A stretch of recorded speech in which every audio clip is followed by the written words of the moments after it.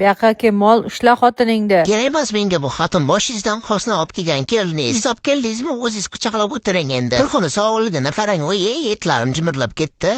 Kal bolangizga bering, menga kerak emas umuman. Aji kuku, smoky chuchu. Inangni kuku, men senga yosh bolamanmi? Aldab-sildab ko'nglimga kirolmoqchisan-da o'zingcha. Umr haq yurakchimda qoravoydan boshqasiga joyi yo'q. Qanisan-o?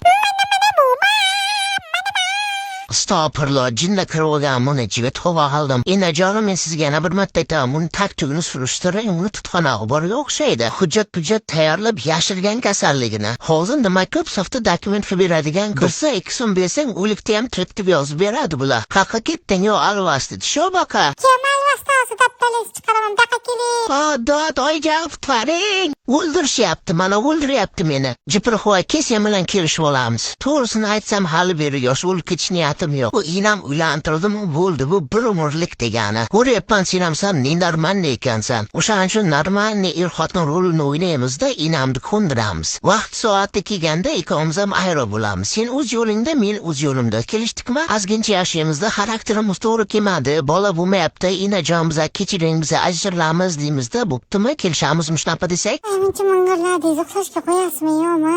Yemol, senga faqat uxlash bo'lsa, ovqat yeyish bo'lsa, men mana siqilib ozib ketdim.